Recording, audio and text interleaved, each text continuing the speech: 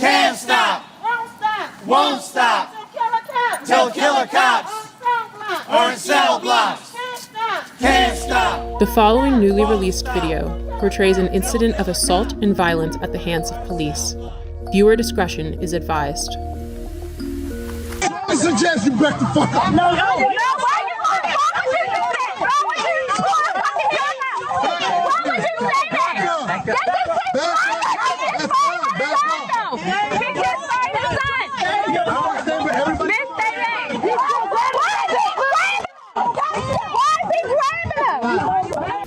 This is Baltimore City Police Officer Jorge Bernardez Ruiz.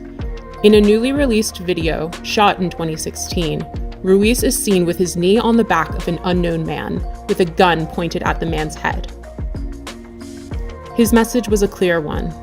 Concerned onlookers, adhere to my dictates or else. Here, we can hear Ruiz saying to Baltimore residents, I suggest you back the fuck up.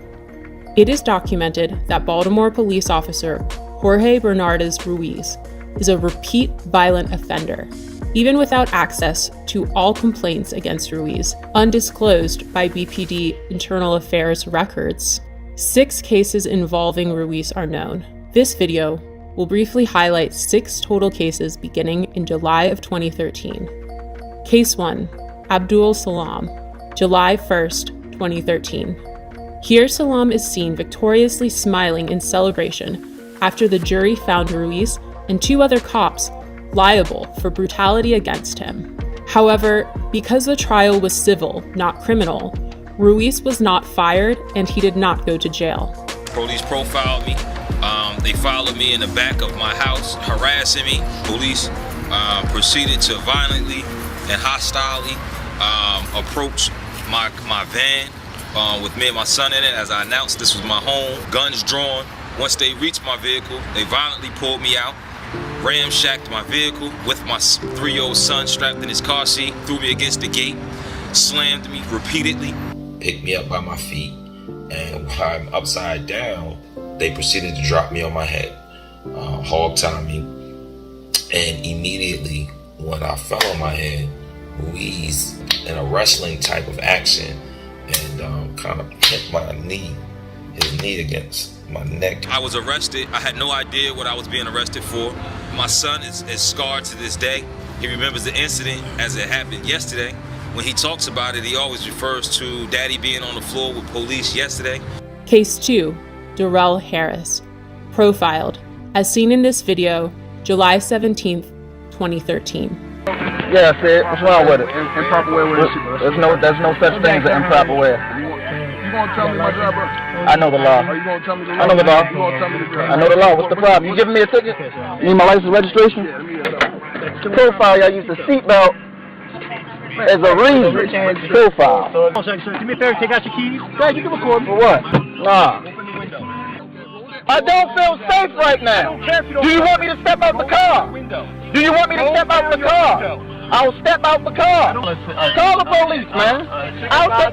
What do you call a supervisor? Don't about to do shit. This is getting uploaded to the internet right now. Yeah? And we are 2 law-abiding citizens that we are getting targeted, and I don't know why. Just 24 hours later, Bernardez Ruiz played a leading role in the police killing of unarmed Tyrone West. Case number 3, the murder of Tyrone West, July 18th, 2013. My brother Tyrone West was brutally murdered on July the 18th, 2013. In both of these cases, when you look at the pleadings and the harsh language of these officers that have been quoted to me by reliable witnesses, the N-word. And Killer Ruiz and Killer Chapman and the rest of those 11 to 15 killers, including David Lewis, took something from my family that they could never give us again. And that was my brother Tyrone West, one unarmed man who was brutally murdered, beat to death in broad daylight.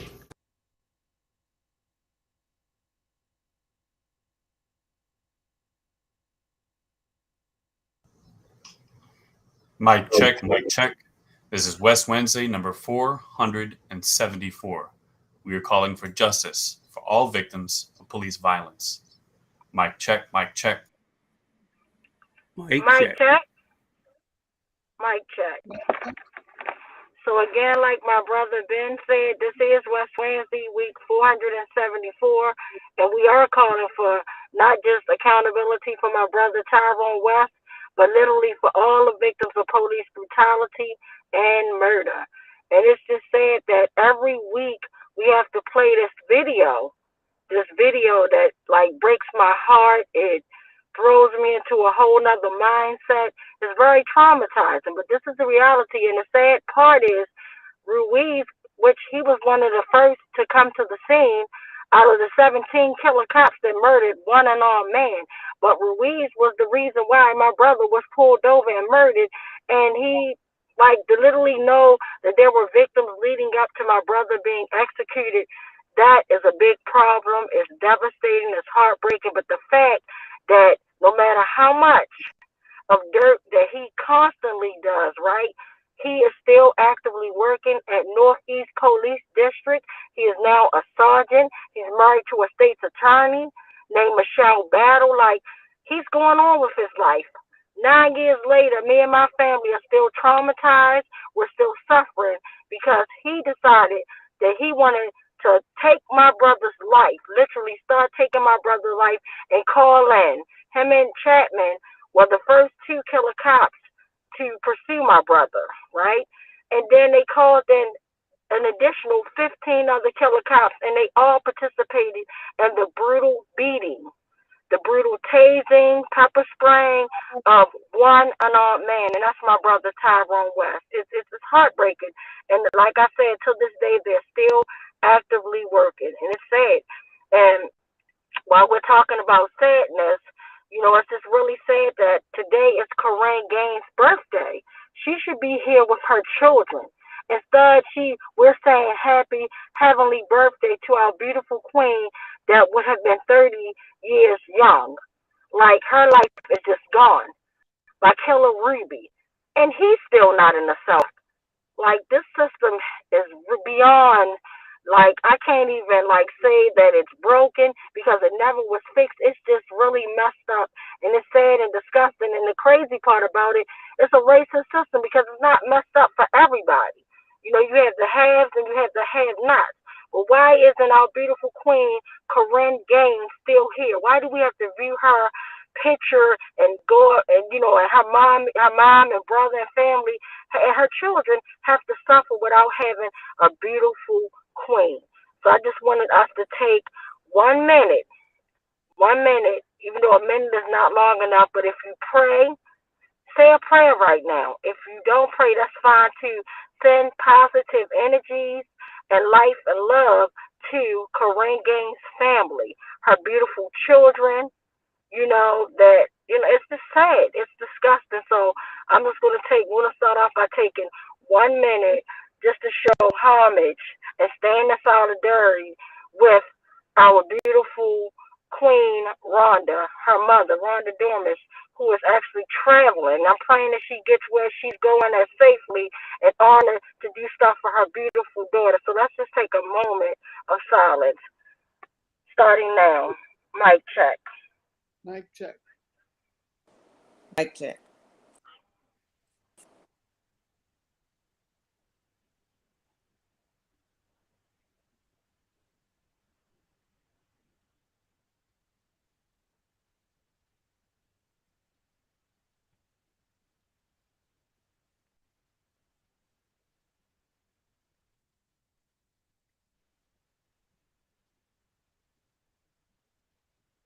Thank you guys so much. I really appreciate that. And it's just really sad.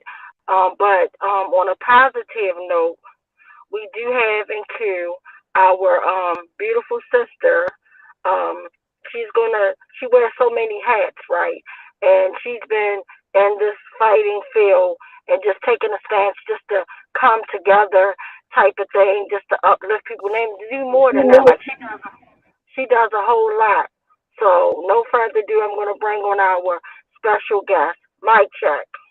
and you can introduce yourself and let them know where you're from, like where you're tuning in from. Mic check. Mic check. You want me to go ahead, Tawanda? Yes.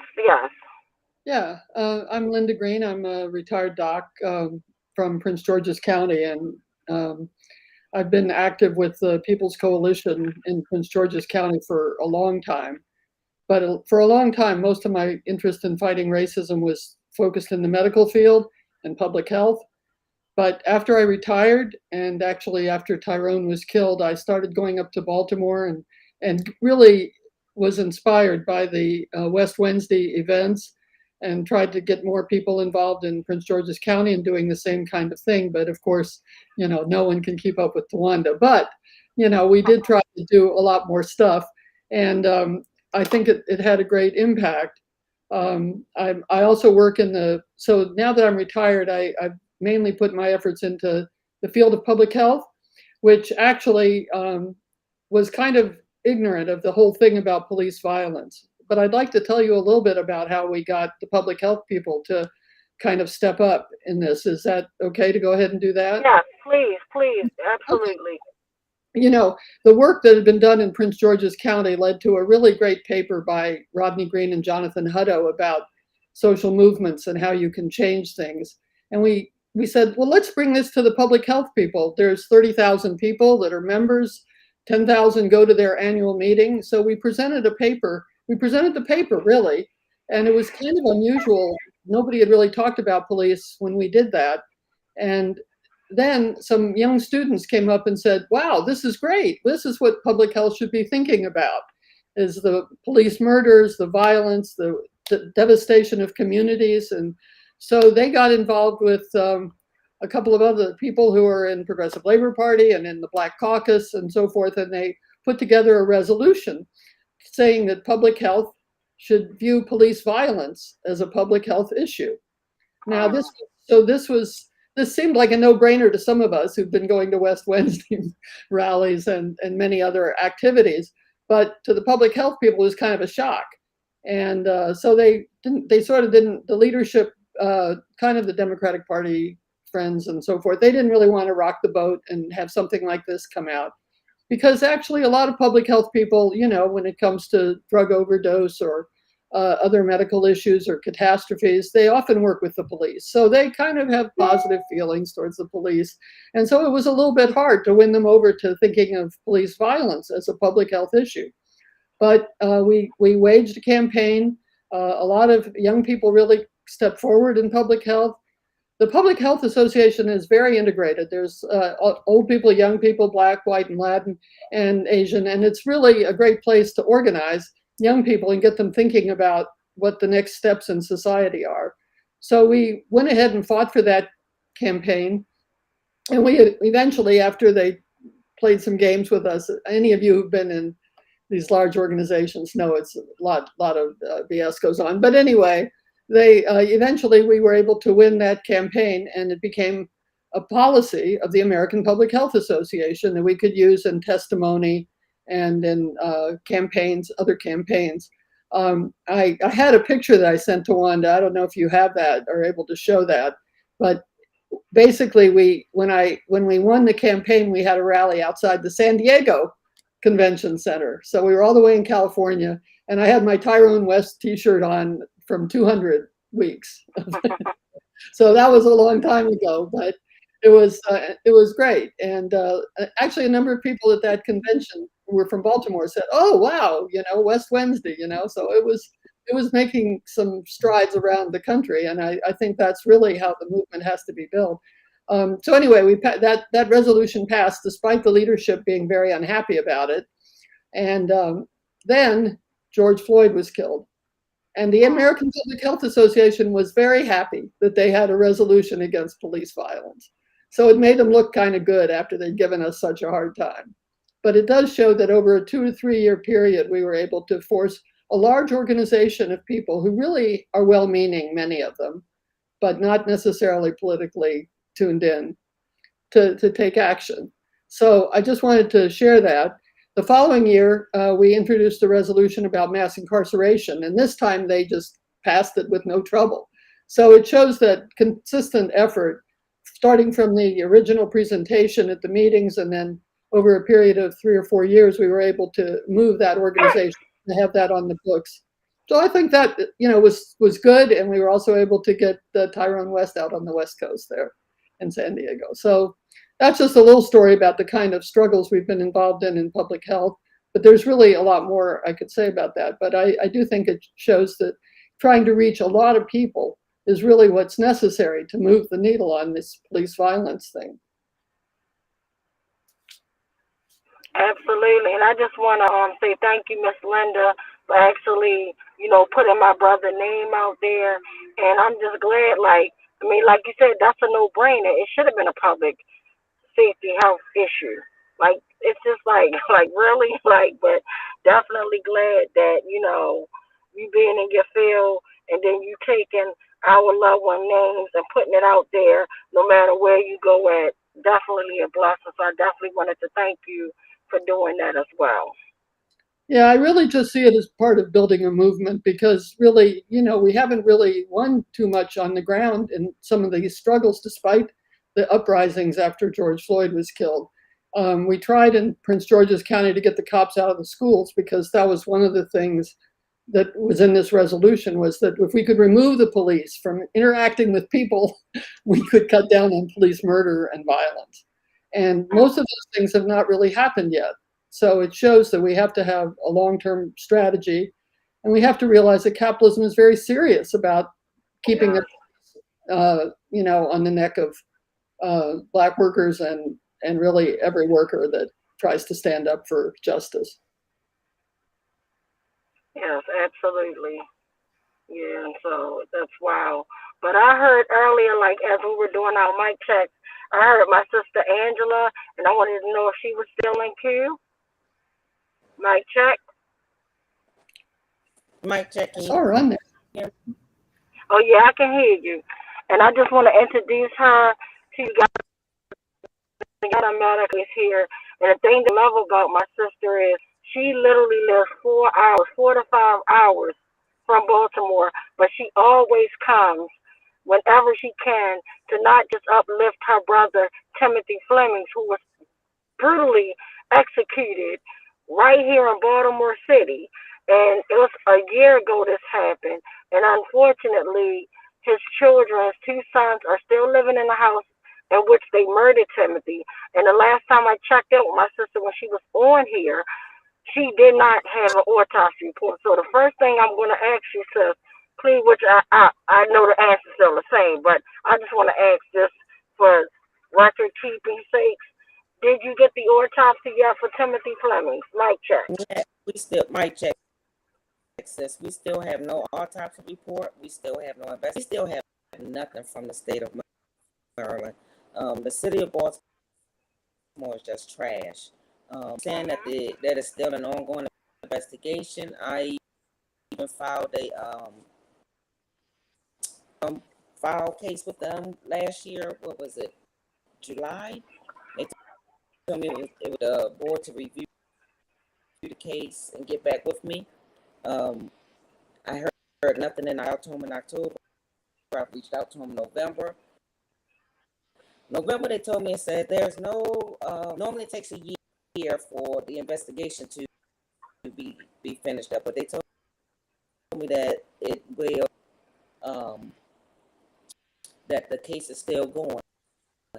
My sister with the detective maybe a month or so ago, and yes, the investigation is still ongoing. To report, no investigative report as of yet. A year and months later. I mean, that is beyond disgusting. It's very heartbreaking because I know how it felt.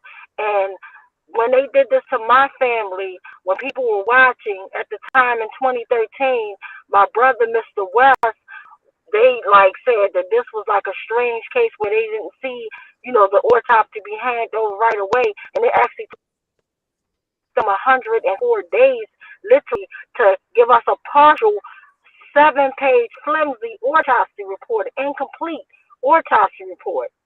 And it's just sad, but my thing is that the question now becomes, And how much more are we going to have to suffer? And we see how dirty and corrupt they are. Like, why isn't it that we can't be demanding and making like we need to shut that medical examiner's office down? Like, it should have been shut down. I've been told people years ago when we were standing out there crying doing West Wednesday week after week down there and telling them how foul David Fowler was and Pamela Southall, and nobody never listened to it. It's just sad, and they claim that they're doing this investigation, but meanwhile they could leave your family a whole year plus without having an autopsy. Like, that's ridiculous. And the kids are still in the house, and it's just crazy. The medical examiner's office needs to be under. Then the medical examiner just like up and like resigned like around December. I mean, he literally just resigned without no explanation. Just left with over. He still left for needing autopsy reports. I just want to say that is very heartbreaking. It's very disgusting. I don't even know what to say. Not only for my family, but the other families that are out there still waiting for reports as well. Yeah, I mean, I think this whole thing about the medical examiner's office is one of the things I learned from the Tyrone West rallies. I had never really understood that before, even though I worked in medicine. And it was obvious, you know, when that medical examiner from Baltimore went to the George Floyd trial, he made a total idiot of himself. And it was just like, you know, an example, and it hasn't changed. It sounds like whoever replaced him here in Baltimore isn't doing any better. And the thing I want to say too, and I'm glad you said that, it's sad, like you said, he made an idiot out of himself in front of like people that were watching the trial, you know, around the world. But it's sad, like, he's been making a fool out of himself. The stuff that he's been saying about our loved one for decades, like, this is decades of abuse of power, right? He's been saying that and conspiring and getting these killer cops off. He should be in a jail cell right now. Like, literally, I should not have to have to my pocketbook and spend $50,000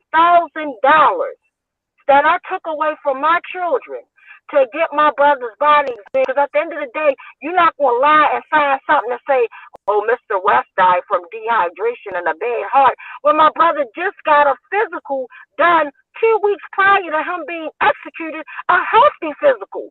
Like, he was in top. He was the most healthiest person in my whole entire family. So I was like, you know what? I don't care how much it takes or whatever it takes.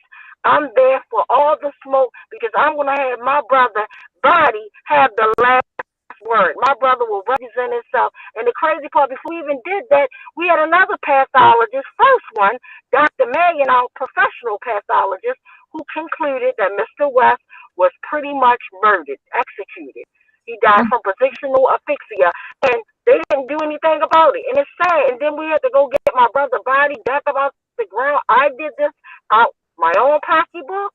Like, this is ridiculous. It's like, it's just sad. And then the fact that your family, they just saying the hell with your family, like the disrespect in that. And that's how, like, I felt totally, oh my God, violated, because it was to the point that I was like, you know, you're born in this world with a birth certificate, and my brother literally had to be buried without a death certificate because they didn't even have the cause of man or anything.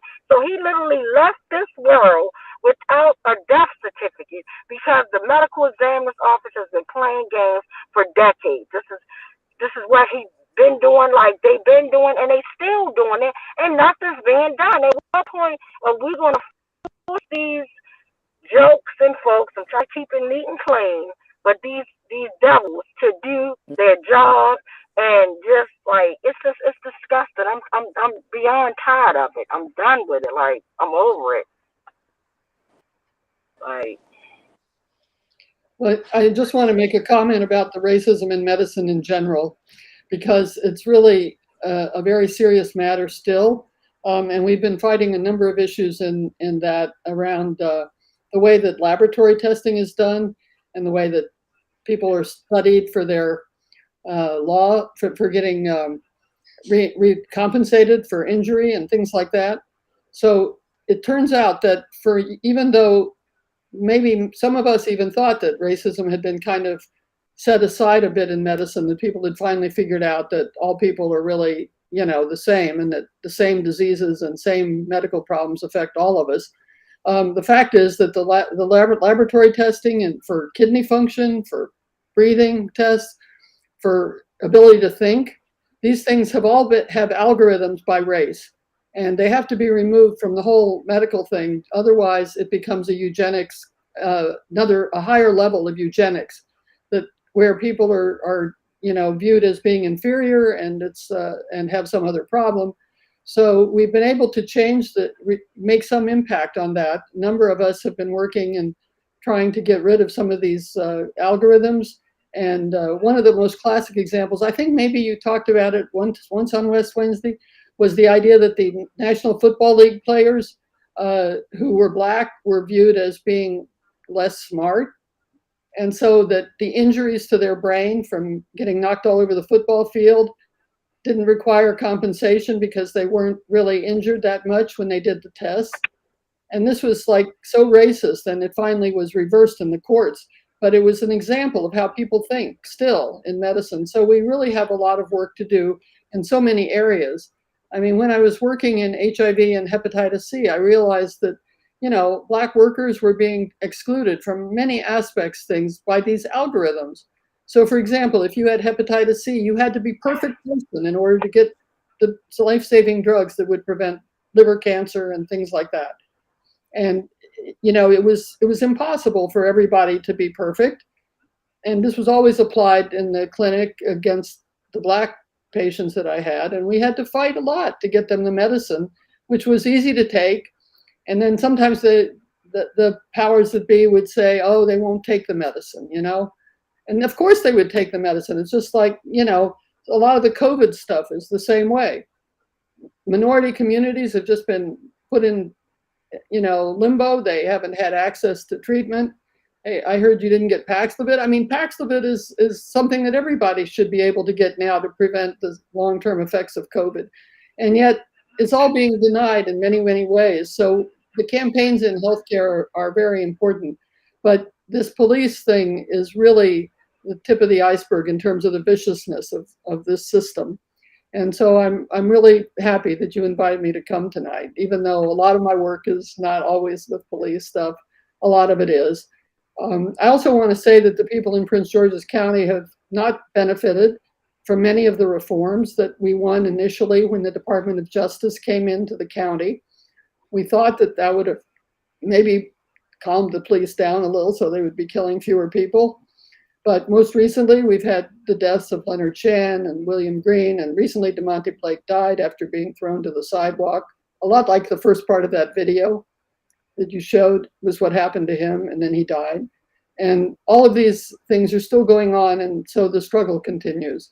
And I think until we get rid of this system, we're not going to really see it happen. But building this movement is terrific, and I really thank you for having me on, Tawanda. No, I thank you. And then also, I'm going to probably need your help because right now, one of my previous guests, which is a friend of mine, and he's an ex-police officer. His name is Pastor Steve Turner. Right now, Miss Turner, his wife, is literally fighting for her life. She's in ICU. I think it's at Sinai Hospital. But the way that they're doing this Black family is beyond disrespect. When even him as a husband who's saying, I don't want you to take my wife off of life support. They're like, oh, they're trying to go over his head. Like, how disrespectful is that? Like, so I want to definitely, if there's any way that you can help, him and give him any advice, if I can connect y'all too, I would love to do that if, that's possible. Sure, I'm happy to talk with him and see if there's anything that can be done. I'm pretty familiar with that approach in the ICU. Yeah. It's devastating. It's just like, you got to be kidding me. And every time I think of like ICUs, I think about our beautiful sister Paula Muhammad that attended Mini West Wednesday, a young mother. She was in her 30s, 2 beautiful children, had a nice husband, a beautiful family. Her husband, Ramsey Muhammad, like, and she went in for COVID, but she was fine. Like, and it was the hospital who said, "Oh well, just let her stay the night with us, and that way we could teach her like home treatment, you know, and how to do that." She was fine, and literally when he got there, now she's in a coma. Like, you gotta be kidding me! Like, now she's fighting for her life, and then she straight died. So I didn't even understand it when my brother called me, and I could hear him screaming and hollering. One message he had posted on Facebook, "Hey guys, come on down here. You know, I need y'all." You know, and I'm like, "What's going on?" I'm trying to hit him up, so I call him. Like, forget sending him a message on Facebook. I straight call my brother, like, "What room she in? I'm on my way," type of thing. And the hurt in his voice and the way he screamed, he didn't even remember screaming like he did.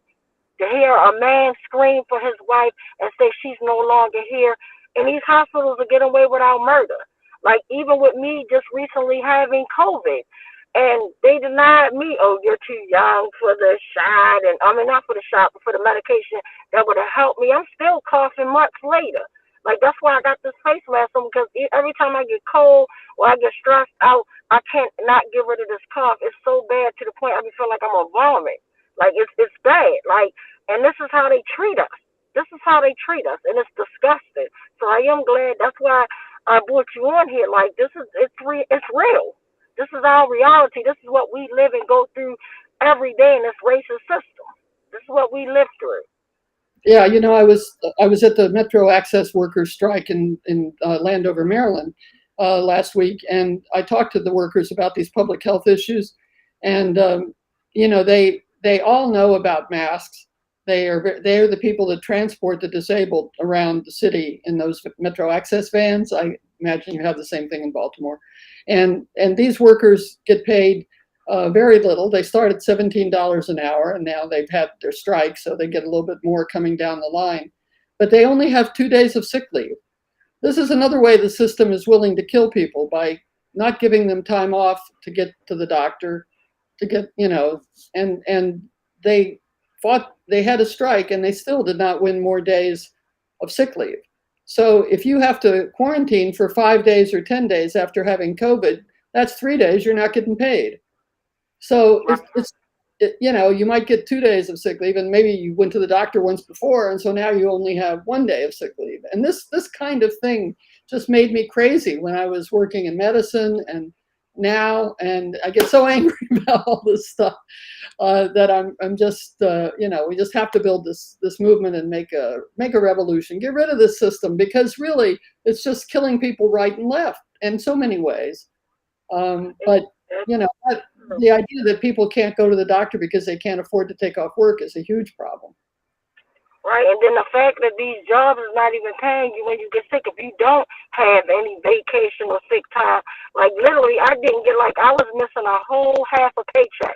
For the 5 days I had to quarantine, I got nothing, because I didn't have any. I used all my sick leave, personal time, so I had nothing, like literally. And that's why I thank goodness, you know, for you guys just being there supporting me. Like, it's disgusting, especially like. You can't miss a bill. Like, you cannot tell a bill collector, "Oh, they didn't pay me this week because of COVID." They turning your lights off. If you pay rent, they evicting you. Your mortgage due, they ready to put you out your home. Like, it's ridiculous. It's ridiculous. Oh yeah, huge problem. Yeah, and I see my sister Nicole and Q. I wanted to see if she wanted to share a few words or thoughts before we go and check in online for the comments and questions before we go to our sad list. Mic check. Mic check. Mic check. Hey everybody, I really don't have a whole lot to say tonight. You know, I just want to thank you to Wanda for always inviting me to these meetings to get of the things that's going on around us, and for me to be included in trying to help change some of these laws and some of the things that is going on with our people. It's really sad. It's hurtful that we can't get accountability for our loved ones. You guys was just discussing health issues and stuff. They're not giving us the proper medication and sick leave time that we need and deserve.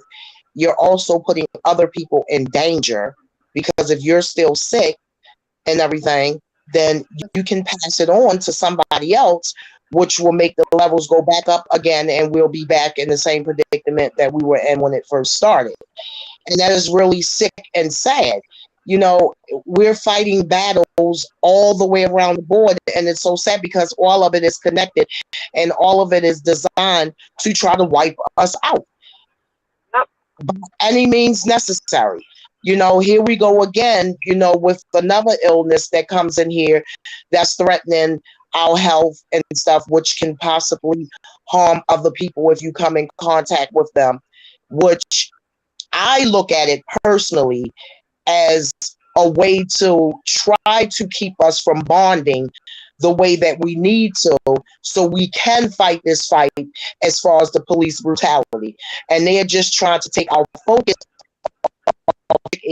which is trying to get accountability for our loved ones. So now you're putting monkeypox and COVID and this, that, and the other, and your eyelashes falling out, so that we can't focus on the real issue, and that is protecting our loved ones and each other, so that this does not happen to any other family out here. One piece of paper you can tear in half. A phone book, it takes a lot more to tear a phone book in half. And that's what they're trying to prevent by keeping us sick and keeping us away from each other and minimizing ways for us to be in contact with each other. Because even being on here, live streaming and stuff, we've had multiple issues on trying to get these streaming apps up. Sometimes they're breaking up, sometimes it knocks you off. So you may have missed some key important information that you might need to put towards what you're doing to help all of us come together as one and brainstorm on getting what we need to get to go forward with this fight. It's really sick and disgusting. I mean, boy, if it's not one thing, it's another. With our old way back in the day, you know, can't make this stuff up. Hollywood could make this stuff up. The things that we've been going to, and it used to be, as far as races, you know, black and white. It's not black and white anymore. It's green, because if you don't have the money and the resources to be able to get the things that you need, you're out. It does not matter. You know, it's all about the pay level now. Now, if you don't have the funding and stuff that you need, you can't pay your bills. If you can't work, how are you going to be able to support your family and yourself and be able to fund these type of coalitions and stuff like we're in right now? Because it does take money to run this West Wednesday coalition for us to be able to reach a bigger crowd of people, so we can give knowledge to others, so they can try to bring in other people, so we can make this as big as possible. It'd be wonderful everybody on this point to be there for West Wednesday, so that we can all come together as one, and things like this wouldn't happen to us anymore. But that's the things that they do to us, and that's basically all that I have to say about, you know, everything tonight. Like I said, I really appreciate you, Queen, for allowing me to be on here and to be able to speak freely and give my opinions and thoughts on the issues at hand that we're speaking about. Mic check. Mic check. Mic check. Thank you for that. And also, I want you guys, if you say prayer, say a prayer. If you don't, that's fine. Keep our sister Angel and her son in thought and prayer, because right now she's homeless. Like, she's literally living out of her car.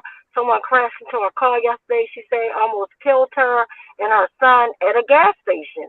Like, stuff is real. Like, it's like, well, once that loose end unraveled, then now it's like a domino effect. Everything is unraveling. Everything. You go from okay, and then, you know, now I'm forced into a homeless situation, to now losing my car, to like, I just don't want her and her son to lose their life before somebody just see what's going on or whatever and try to help her out in any which way necessary. So it's just a lot. But being homeless is real. Like, at the end of the day, we get to go home to our house if you're blessed to have one, house, apartment, wherever you rush your head. But I couldn't imagine not being able to go to a sacred place and have to live and sleep inside my car. I'm very uncomfortable right now just doing West Wednesday in this car. Like, that's why I'm fidgety. Like, so I'm just want to send positive love, thoughts, and everything to her. And also, I want to check in with Marcellus to see about all the comments real quick. Mic check. Mic check. Mic check. Mic check. So on Facebook, Bill says, great to be here with folks who are organizing and demanding the reopening of Tyrone West case and all cases of racist police terror. Facebook user doesn't have a name. This is really important to show the series of incidents Officer Ruiz was involved in. Bill says yes, and there were additional cases in which Ruiz acted similarly reprehensibly, but we don't have those details. Ken Brown says, mic check. Bill says, hey, Ken, great to have you with us this evening. Smiley on YouTube says, Heavenly Born Day to Corinne Gaines. She definitely should be here. Nelson says, mic check. Adina says, working on removing police from school is a great cause to get behind. Should be on the agenda of every legislative session until it passes. Sounds to me like they're trying to run out statutes of limitations for proceeding with a civil case against the cops. Medical examiners across the nation are part of the conspiracy to cover up for the police. They're a corrupted tool the police and state's attorney uses. Yes, second pathologist came to a conclusion based on the original autopsy. Hillary says, yes, there's so much racism in our medical system. Treatment continues to be minimized and denied. So many cases, not so different from the legal and education systems. And none of these systems have equitable and objective ways to check themselves. Ken Brown says, thank you to our guest this evening for the insightful knowledge from a health professional perspective, elucidating the shenanigans that the racist police state plays behind a false concern for health. Indeed, when my nephew Jarrell Gray was murdered by a Frederick County deputy, they had the audacity to say it was just because of his heart condition. He did have a condition, but his death wouldn't have happened without having been tasered twice. Mic check. Mic check. Mic check. And I want to thank mic check. And I want to thank everybody for like commenting. And I want to send a big special hug and love to our brother Ken, aka Analysis. And it's just sad, like he lost his nephew in the same fashion and form I lost my brother. My brother was tasered, they said, 3 times in his neck. 3 times in his neck after they let off 2 canisters of whatever type of chemicals. I don't know if it was pepper spray, but I know it was 2 canisters of chemicals sprayed into my brother's face, breathing system. And then on top of that, he was beat with a baton, hit with open fists, start with boots. Like this, like it's just sad what they do. Like I'm just done with this system. Like I'm done. Like I'm just done with it. Like period. So I want to check in and see if anybody else has some more questions or comments before we actually go to our sad list. And I definitely want to give our sister queen, Miss Linda, all due respect for actually coming on here, being a voice, and you know, just being positive. I want to send love and light to my sister Angela, who's always in queue and always on the scene and everything, and also sending love and light to my sister Nicole, and just sending love and light to everybody, Corinne Gaines family, to anybody. And my sister Gina named it best when she said, we are blood relatives. Our loved ones were murdered. The blood is on your hands, and y'all forced us into a family we never asked to be in. We never signed up for this. So I just want to check in real quick to see if anybody on the West Coalition want to add an additional comment before we actually go to our sad list and kind of wrap up. Mic check. Mic check. Hi, I'd like to ask our guest tonight, Linda, a 2-part question. One is, could you sort of tell the story of how you got involved in the fight against racism and what inspired you to dedicate much of your life to that struggle? And the second part of the question is, Progressive Labor Party is a working class party, and it prioritizes the fight against racism as a very important struggle. And I want to know if you could explain why that is. Well, I can be pretty quick on the question of why I got involved in this. When I was in medical school at Duke in North Carolina, the civil rights movement was going on. And there was actually a member of the old Communist Party named Howard Fuller, who was a Black organizer around housing issues in the city. And one day I was tired of studying medicine, and I went to a meeting, and I really learned a lot just in 1 hour about the housing situation in Durham and the fight back. And I met some people, and we eventually started a free clinic, which doesn't sound like much now, but then there were no federally qualified health centers and community centers like there are today. So the movement of that period was really important in medicine, both in developing community centers, in passing Medicare, and in passing Medicaid. So that was really inspiring. And I guess I thought we'd be a lot further along by now, after that period of time when I was young and enthusiastic about how we could make change. And then later I met people in Progressive Labor Party, and I thought that the fight against racism was still the most important thing to me. But I also realized that the fight against capitalism is critical, and we have to destroy the capitalist system of profit that doesn't care about us. I mean, one of the famous writers in this field called it social murder, that they run a system that just kills people, and it's just social murder. And I think that this affects all working people, and it's a very vicious system and has to be changed. And I am very happy, I want to just say, about the people I met in Durham. There's actually been a chapter in a book written about that campaign around the free clinic, but I was not that important. But there were two people who were, a white woman from the mills and a Black woman from the community. Inez Gooch was amazing, and they organized, and they said to me, well, we'd like to have some things in our community. And I said, oh, well, I'm a medical student, what can I do? And they said, well, you can figure it out. And so, we raised money, we got a barbershop, we set up a free clinic. And then they said to us medical students who didn't really know too much, what we really need here is a dental chair.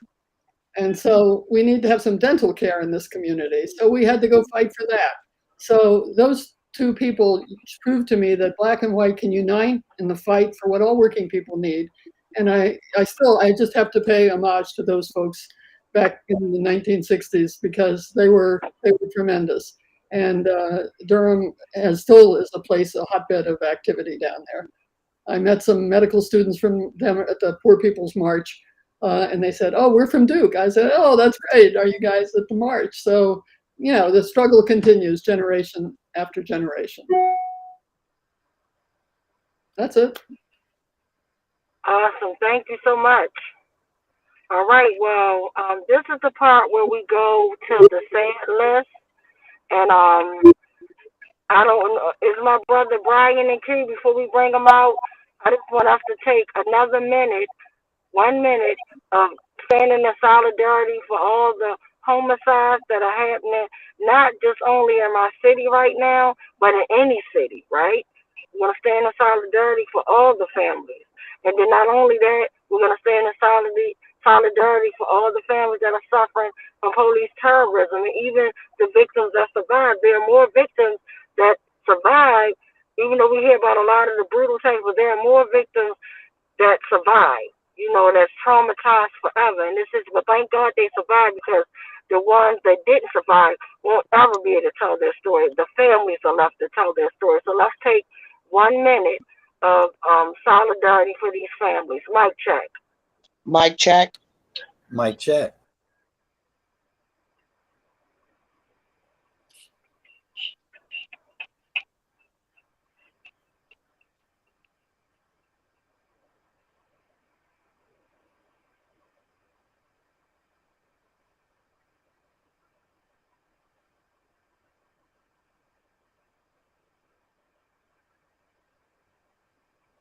Thank you guys so much. Mic check. So is our brother Brian and Q with the sad list?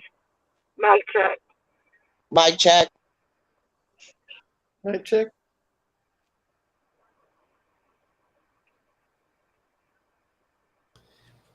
Brian was here earlier. I'm not sure what happened. Oh, do anybody else have the list? Can you hear me now? Can you hear me? Yes. Oh, yeah. Okay, so thank you, Brother Brian. Yeah, thank you for always being there. And it's unfortunately that you have to, like I said, come in, you know, with a sad list, like kind of being the bearer of bad news. But we're just always here just to let the families know that these are more than hashtags. These are more than just names. Like, we are here, and whatever we can do to help, whether it's a prayer, whatever we can do to help, we're actually here. So again, thank you. Mic check. Mic check. Thank you, Twanda. And like, you know, as we say so often, there's really just one fight. There's just the people against the empire. And Linda talks about how that fight manifests in the medical world, and you talk about police violence, and I bring the community violence aspect of it. It's all the same fight. It's just that we have to fight for our humanity against the combined forces that want to funnel profit and want to rule and inflict, you know, pain for other people's gain. And so as part of that struggle, I, you know, try to come here and memorialize the lives that have been lost in that struggle. This week, we don't have a long list, which is something to be thankful for. But each of these lives is a whole world full of people. They have loved ones, they have coworkers, they have children, they have mothers and fathers. And so I ask you just to memorialize them by lifting their names up as I read them out here. So beginning with Eric Palter, 35. Eric Walter, 35. Delaney Simmons, 38. Delaney Simmons, 38.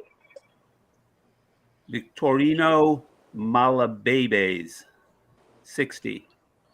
Victorino Malabebes, 60. Vincent Amalu, 46. Vincent Amalu, 46.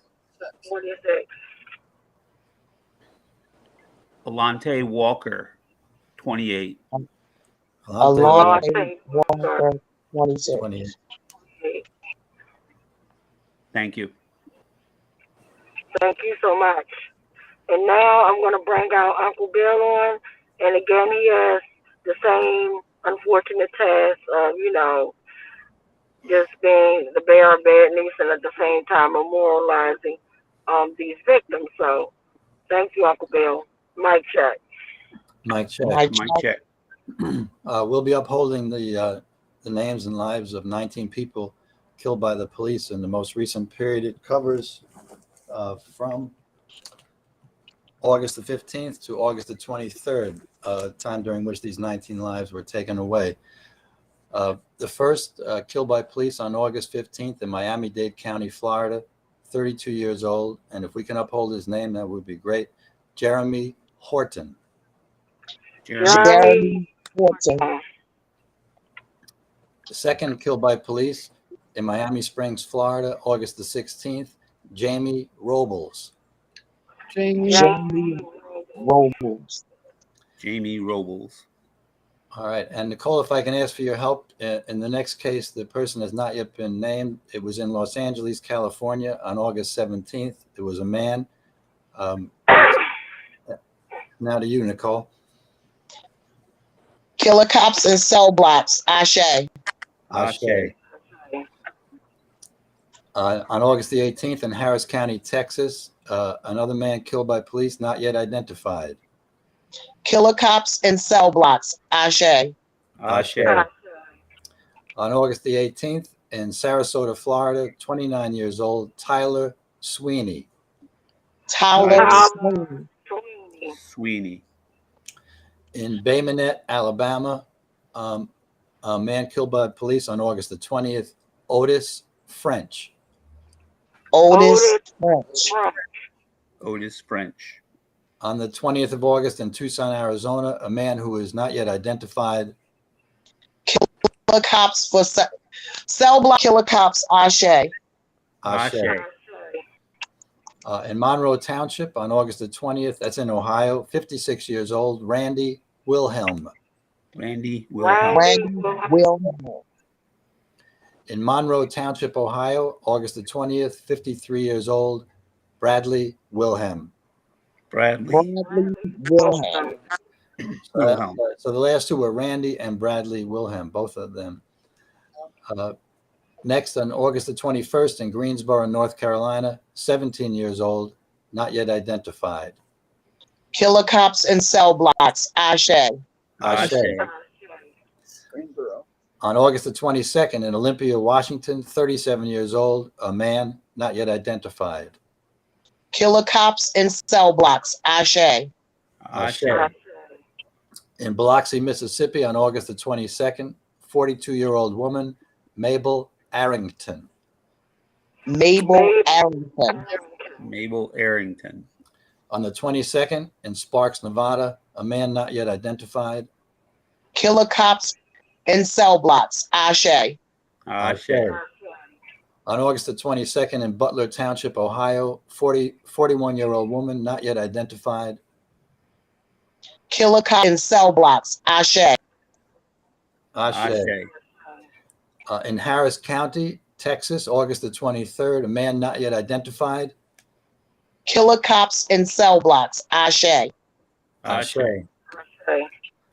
On the 23rd in San Diego, California, 48-year-old man not yet identified. Killer cops in cell blocks. Ashe. Ashe. August the 23rd in Cutoff, Louisiana, 32-year-old man, Geraldo Reyes. Geraldo Reyes.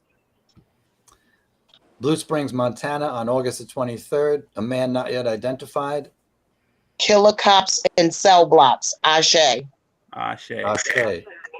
And the 19th and last person among this large group of people killed by police that we'll uphold this evening, this is in Splendora, Texas, August the 23rd, a black man not yet identified. Killer cops in cell blocks. Ashe. Ashe. Mic check. Mic check. So again, I want to thank each and every last one of you. Thank you, Miss Linda. Thank you, Nicole. Thank you, my sister, Queen Angela. Just thank each and every last one. And thank you, guys, for viewing this tonight, because you could have been doing anything else but tuning in. So all I ask that if you're tuning in from YouTube, hit the like, share, and subscribe. And just thank you guys so much. You don't want to wait until it's your family, right, before you do something.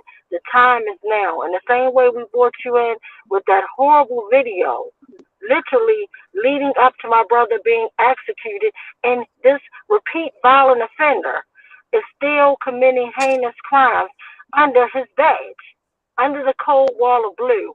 So enough is enough. Just remember, live to love, love to live. I love you all. I want to give a big shout out to our brother Ben, who's in Q tonight. We missed him or whatever. Our sister Queen Rachel, I'm giving her a big shout out because she's been holding it down. So I'm just giving the whole entire West Coalition a big shout out for always holding it down, for always having our backs, and we always got your back. Remember, cell blocks for killer cops. We can't stop. We won't stop until killer cops are in cell blocks. So please tune in to the video. Mic check. Mic check. Mic check.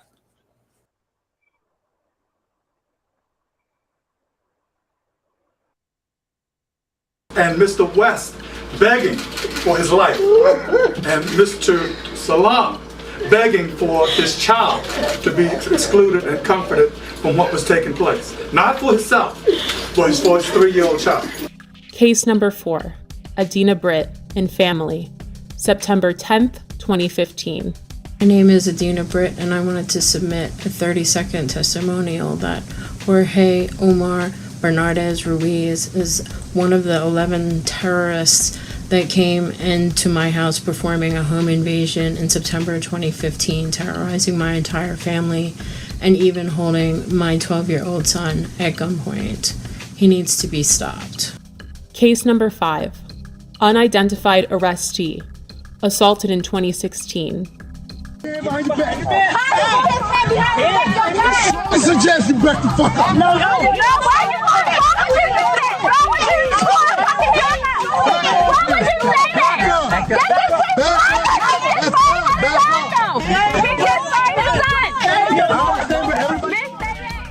his Again, this video did not surface until the summer of 2020. Case 6, Thomas McCullough, May 2016 and February 2017. I heard my front door coming off the hinges like it exploded. Thomas McCullough says it happened twice. In May 2016 and February 2017, Baltimore City Police burst through his green front door and raided his Pimlico home. They said, police. They come up, shotguns, guns. He says officers ransacked the place, looking for drugs, money, and weapons. He took pictures of the damage he says they left behind. Tell us where the drugs are, the scales, the guns, and the large amounts of money. Nothing was found. Now he's suing police, claiming officers, including a former member of the Gun Trace Task Force, frightened him, his wife, and father-in-law when the officers conducted what his suit calls an illegal search of his home. The owner of the house tells 11 News after the second raid, he had to replace the front door. McCullough and his attorney say they want Baltimore police held accountable. There is a colossal breach of trust. And McCullough tells us following both raids, no one was arrested or charged. This all begs the question, when will Baltimore City State's Attorney Marilyn Mosby see the prosecution of Bernardez Ruiz as warranted? They were the stopping officers in these so-called jump-out cars, unmarked and so forth, that stopped both the West vehicle and the Salam vehicle without probable cause. And these officers are the ones that also were joined by others, but they are the ones who initiated the stops, pulled both men out of the vehicles, and commenced the vicious activity that was thrust upon them. And the officer Ruiz that started this attack is still working and working with promotions. He is now sergeant. But the fact that this repeat violent offender had a history leading up to my brother. There was Darrell Harris, there was James Green, Joseph Green, Abdul Salam, and my sister Dina and her family. No one family deserves to be brutally murdered or brutalized by this repeat violent offender Ruiz. It is time we take action. The time is now. Baltimore police officer Jorge Bernardez Ruiz is a repeat violent offender. Based on these accounts, in accordance with the law, we, the West Coalition, call for him to be fired, prosecuted, and incarcerated. We're more than hashtags and body bags. We're more than being 6 feet in the dirt and pictures and buttons on t-shirts. Our lives matter. For the safety of our city, the prevention of further harm, and the justice for these families, we see no other option. And again, I'll say, the time is now.